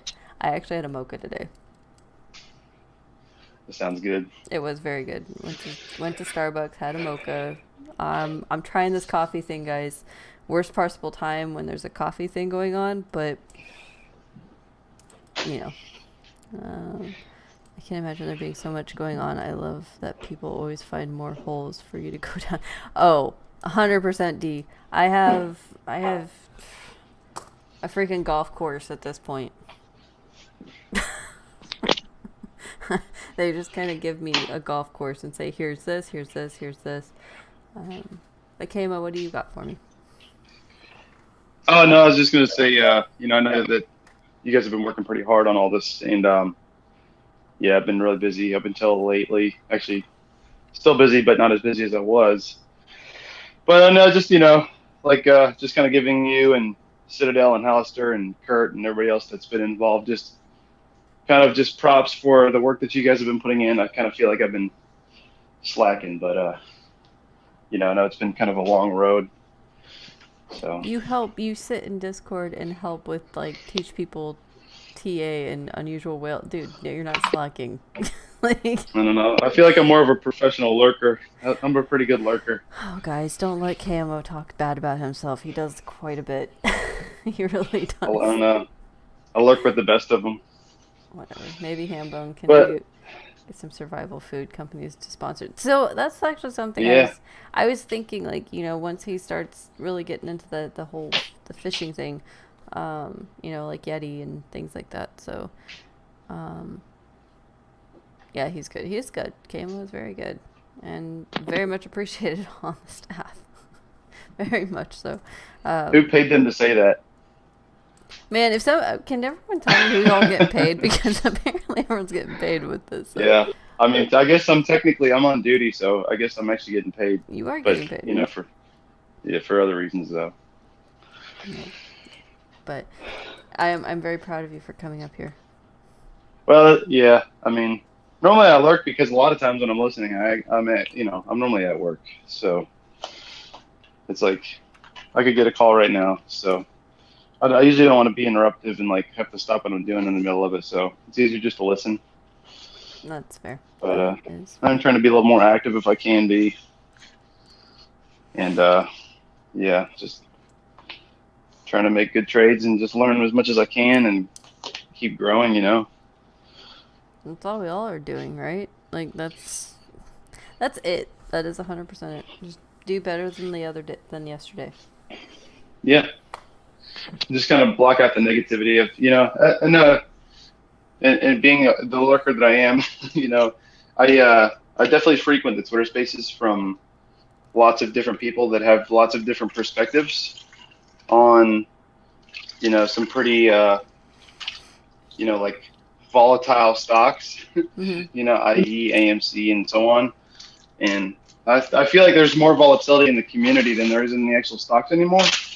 And I think that it's important to kind of like keep a level head. It's like I'm certainly bullish, but at the same time, we have to accept that not everybody will agree, just like on any other topic or any aspect of life in general.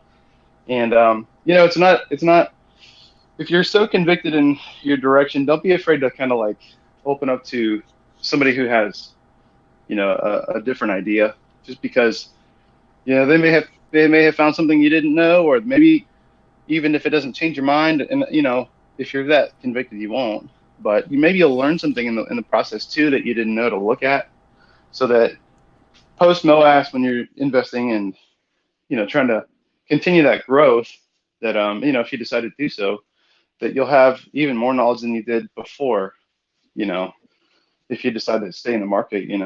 So it's like, yeah, I mean, I follow some people who are pretty bearish at times, or people that are pretty neutral, that aren't even don't even care either way, but they still have good, information to offer on, fundamentals, or, they just anything that you can pick up as a, learning tool, and sometimes even bad information is information. It lets you filter out, what you really need to know, what you don't. So, but yeah, I just think collectively, regardless of how you feel about anything, just treat people nice, man, and just, like there's people in the world right now that have a lot more to worry about than the stock market, and it's like, just kind of keep that in mind and keep that humble perspective, but The wise words of KMO. No, you're 100%. 100%. I well, I mean, mean, I work public safety, so I see a lot of bad stuff, like people are worried about things, and it's like, I've been humbled by my own personal experiences, and then I'm constantly humbled by my job, just because I see some pretty terrible things that happen to people. So it's like, just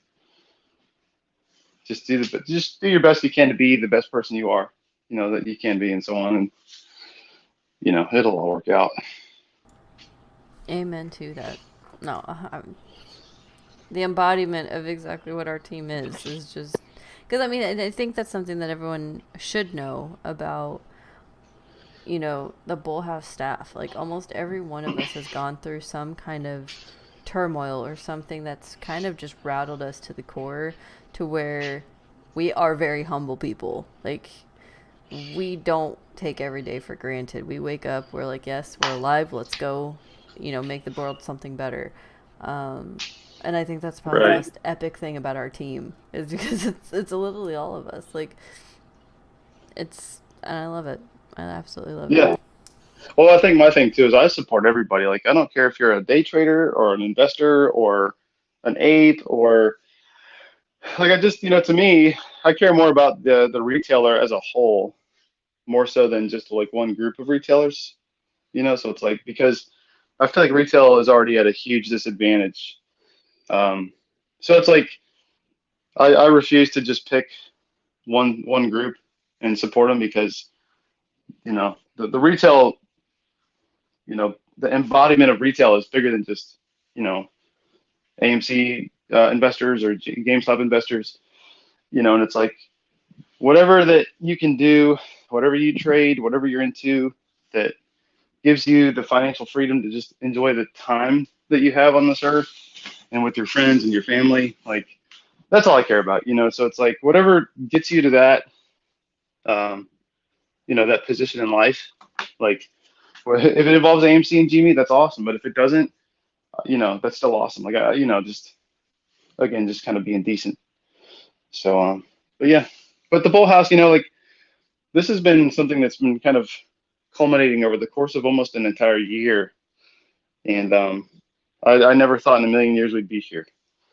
Like, I didn't, if somebody had said, like, hey, back in January or February, like, come to the end of 2021, there's going to be a group called the BullHouse, and you might be a part of it. There's no way I'd believe them, So. Heck, I remember talking with you back in January, February. Like, yeah, it's been just such a crazy ride. And and it's actually something me and Jackson had talked about. Like, we never envisioned doing what we're doing.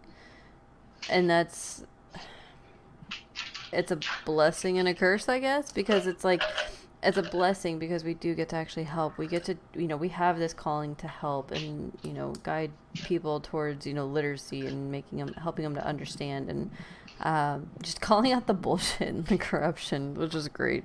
But at the same time, it's a curse because we feel morally obligated to be here every day, making sure that the community's okay and understanding. Like, that's the curse part. But it's not the worst curse in the world, because I love it. It's the curse of having a heart, I think. A conscience. So yeah, I'm gonna try to be more. I keep saying this. I'm gonna try to be more active, especially on the Discord, because it's kind of tapered off a bit. But I'm no know-it-all by any means. I'm like a TA trader specifically, just because for me it kind of like, it just worked better for me on the short term. But like, fundamentally, I'm still learning that, and so it's like, fundamentally, I would call myself pretty weak, and it's like, I'm not I'm nobody special, but I think that the group we have is kind of special. So it's like, and we all just want to do better, be better, and certainly with some of the issues that have been highlighted, amidst this whole timeline of the meme stock saga in 2021, it's been a journey for sure, and it's going to continue. So just trying to, one, we want to certainly make the markets more fair for everybody, including the retailers especially, right? But for the market as a whole. But long term too, we're also, at some point, we're going to want to move past this and just kind of have that financial stability that really just lets you relax and not sweat gas prices going up 20 cents or $1. How cool would it be not to worry about gas prices anymore? because you're freaking loaded, you know. And it's like, I think that's the ultimate goal. So, you know, I just, you know, I look forward to seeing kind of how things unfold and as we move forward, and certainly look forward to the squeeze. I certainly believe in it, you know, and I'm positioned, you know, where I feel like I'm going to do well if that happens. So I'm riding it with the rest of you, you know. But yeah. Are you making yourself a drink or something? I'm drinking some water. Yeah, like I'm like super dehydrated right now, and we've actually been pretty busy today. So like I need to, yeah. I don't go when I'm working. I usually don't go to bed till about midnight or 1 o'clock. So That's fair. just That's fair. And yeah, catching up on stuff. Yeah. Johnny Rocket says, "Damn, a whole year is gone." I remember being in Isaiah's Discord. Yeah, a year for D2. Yeah. Yeah, and I mean that's the thing, guys. Like, and you know, I'm still getting people that are just now finding me again, and they're like, "Where have you been? Why'd you leave AMC only?" I'm like, "I didn't. He banned me. Period." Like, Yeah. he banished me along with a lot of the other DD people. Yeah. So, but I mean, and that's, it's just one of those It's things. crazy. Yeah. Yeah. I'll tell you, I don't want to like you know, like harp on the, you know, the whole negative aspect of that, but I'll tell you, like, back then that was my introduction to Discord, and I don't even really know how I found it. And back then there was only like a few thousand people in there. It was really small considering how big it's gotten now. I know it's huge. And I, you know, I'm not in there anymore either. But yeah, when all that went down, I didn't really think it would affect me the way it did. I was actually pretty, you know, I was pretty upset over that because we really did have such a core group of like I mean, we were there every single day. Like we were fighting to get in that VC chat, like, you know, and we really wanted. We were hungry, like super hungry, and you know, that went down, and it was unfortunate, but you know, it's like all you can do is look back and realize that, you know, if that hadn't happened then, we probably wouldn't be here where we are now. And so it's like, yeah, I don't say as much as I used to, but I still believe in it. But, you know, sometimes things really do happen for a reason. I think most of the time that's true. Um, but you know, with a few exceptions. But yeah, I mean, like, if that hadn't happened, this probably wouldn't be, like, the BullHouse might not have been a thing. So it's like there's kind of that silver lining in those. You know, you were kind of forced to shift gears and change lanes, but, you know, look what's happened since then. So it's been cool.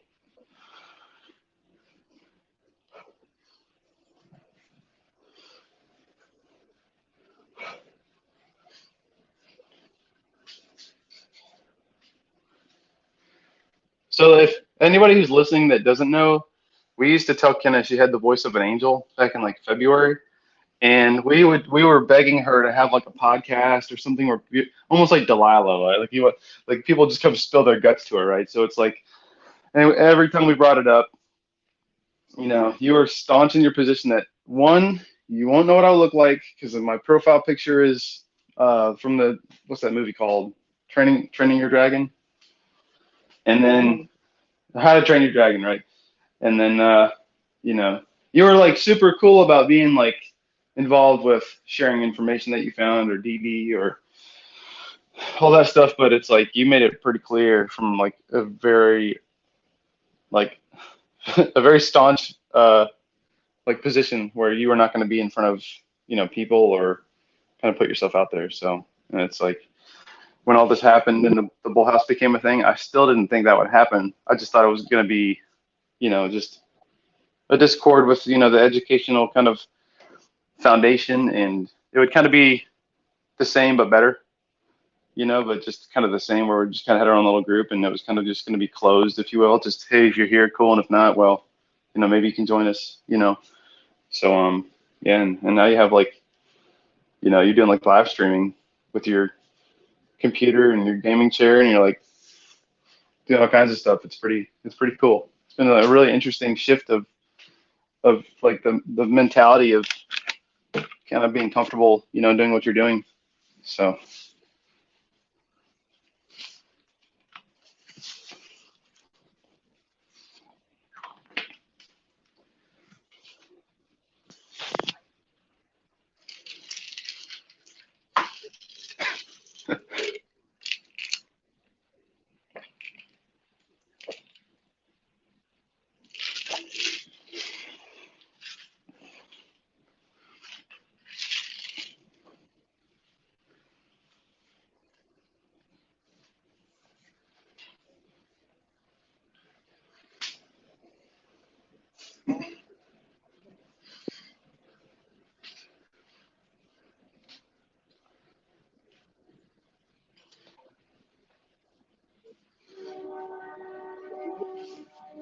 Yeah.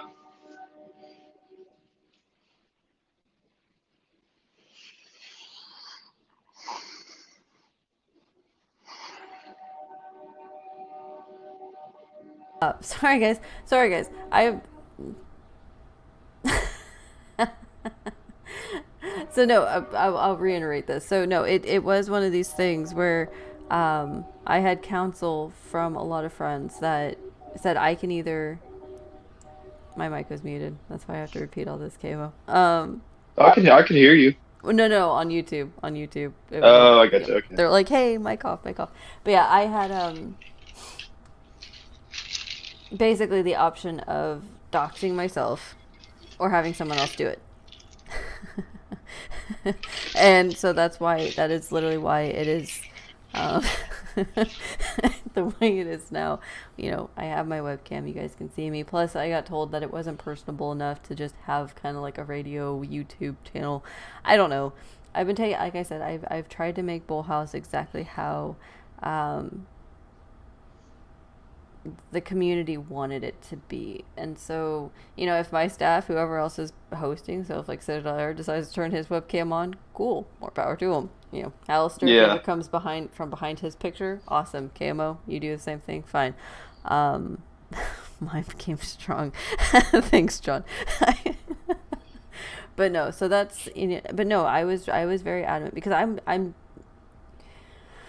I have to consider a lot of things, in the sense of what am I digging up? What am I talking about? Who am I going to piss off trying to figure this out? I mean, have you seen the mind map recently and the people I'm looking into, and they're all on trial basically for Epstein stuff? Ouch. Kind of puts things in perspective. So yeah, that was a big reason. But no, I do. Yeah. I never understood you guys in my voice because I was literally listening to the interview with Hunter. I was writing notes and everything so I could do his exclusive and stuff for the magazine. And I was like, I don't get it. I don't know why you guys like listening to me talk because I can't stand your voice. So either We you all guys hate are, our voices, though. It's either like everybody is like that. I'm legitimately thinking you guys are trolling me. I I love think the this. only people who truly like their voices are politicians. Because Probably. you have to like something about that especially if you're gonna go like full filibuster. But I mean, we all kind of have that, But yeah, I'm pretty sure you could like slide right into Delilah's spot on radio, and they wouldn't even know that it's Delilah. It's like, Good night, John. Good night, John. Love the like setup. the songbird of our generation. Oh, it's so late. I know it's like 1 o'clock in the morning, isn't it? Or is it midnight? It's midnight. Oh, it's midnight Yeah. Eastern. I love the setup. It looks great. Thank you. It's the Christmas tree is very vibrant.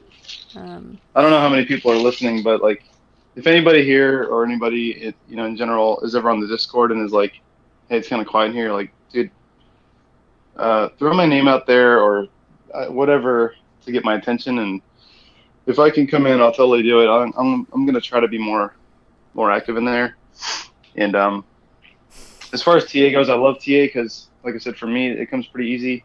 I think TA in general is much easier just because you're just focusing on the chart rather than digging through all the information and the nuts and bolts. And I think if you become a really good fundamental trader, like I think there's more work in that. So if you get to that point, it says a lot about who you are and how much you care about what you do. But I think for like day trading or even swings, like TA is certainly where I kind of find my strengths.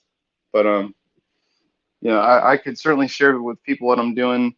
I've certainly made some mistakes along the way, so I've learned some pretty harsh lessons this year. But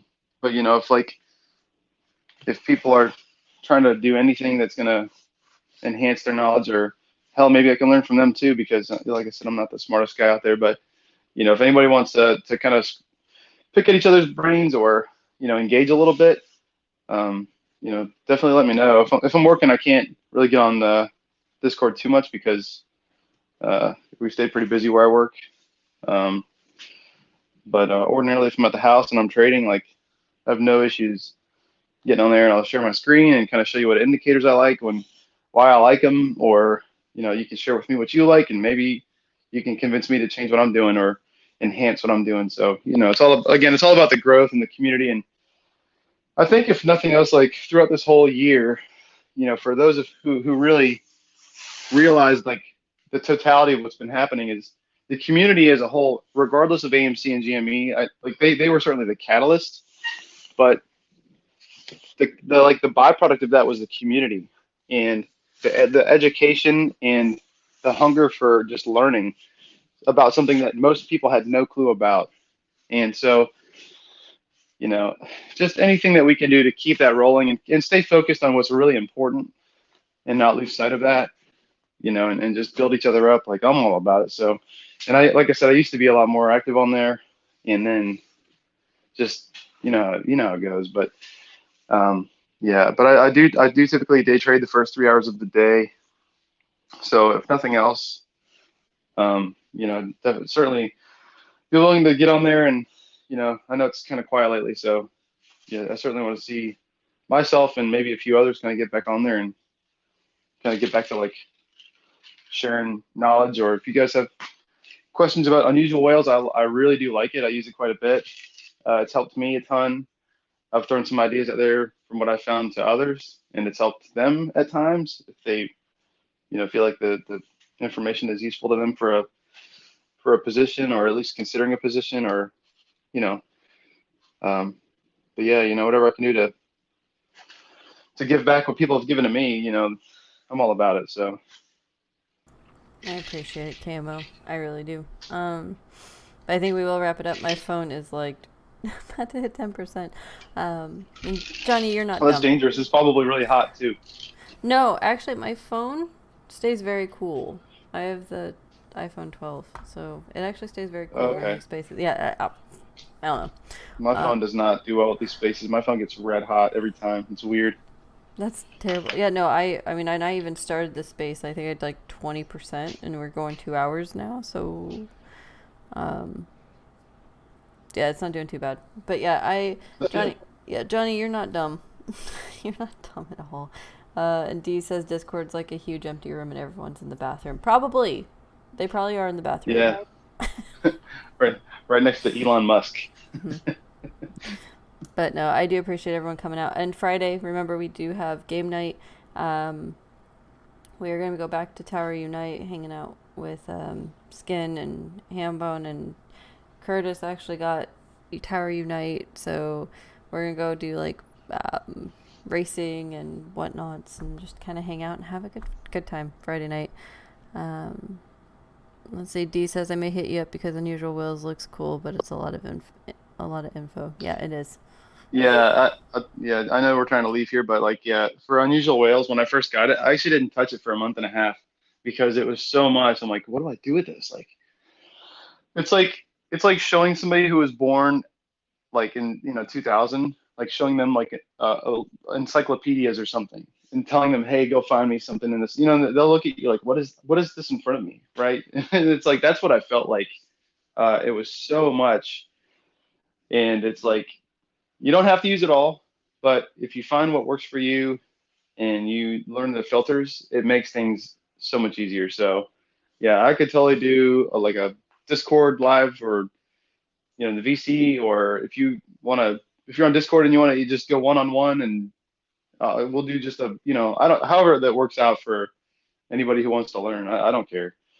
I don't get paid for promoting it. I'm certainly not like an affiliate of any sort, but I do feel like there's a pretty good list of companies out there that do provide that data. And for me, with my budget, I felt like Whales is a pretty good product for me. But I certainly would do shop around and ask questions. But as far as that's concerned, I'll show anybody whatever they want to know. I'll show them what I know and what's worked for me, and and kind of make it a little bit more manageable. That's awesome, Kamo. I think that'd be really cool. Get you to walk people through it. So, all right, guys, we'll see you tomorrow. Good night.